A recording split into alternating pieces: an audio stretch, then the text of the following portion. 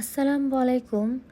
কুকিট by Mustari সাইমাতে আপনাকে স্বাগতম। আজকে দেখাবো জাম দিয়ে বানানো খুব সহজ একটি রেসিপি।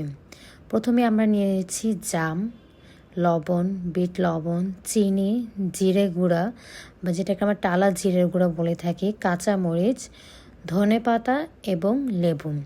প্রথমে আমরা জামটিকে ভালো মতো ধুয়ে কেটে অথবা হাত দিয়ে আমরা ভর্তার মতো করে নেব। এরপর এই ম্যাশ করা জামটা আমরা ব্লেন্ডারে দিয়ে দেব। আমরা একটি ব্লেন্ডারের ভিতরে জাম ভর্তা, তারপর একে একে চিনি 2 টেবিল স্পুন, তারপর লবণ 1 টিস্পুনের মতো দিব আমরা, এটা স্বাদ অনুযায়ী। বিট লবণ দিব 1/2 টিস্পুনের মতো। আপনারা এখানে চাইলে চিনির বদলে গুঁড়ো ব্যবহার করতে পারেন। তারপর এর মধ্যে দিয়ে দিব আমরা জিরে গুঁড়ো, কাঁচামরিচ এবং পুদিনা পাতা। সর্বশেষ আমরা লেবুটি চিপড়ে দিয়ে দেব। সামান্য একটু পানি দিব। আমরা এটা বেশি পানি দিয়ে ব্লেন্ড করব না, সামান্য একটু পানি দিয়ে ব্লেন্ড করে দিব। এটা যেহেতু আমরা কালো জামের শর্টস বানাচ্ছি, তাই এটার ঘনত্ব একটু বেশি হবে।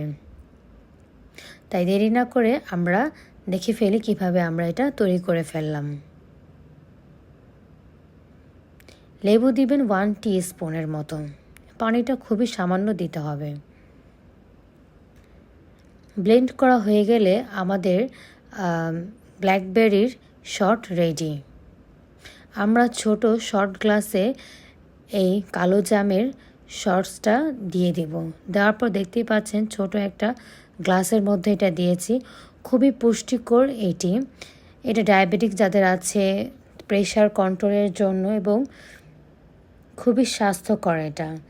আপনারা এটা যে কোনো সময় নিতে পারবেন যদি আপনারা স্টোরেজ করে রাখতে পারেন। সারা বছর যে কোনো সময় এটা খাওয়া যাবে।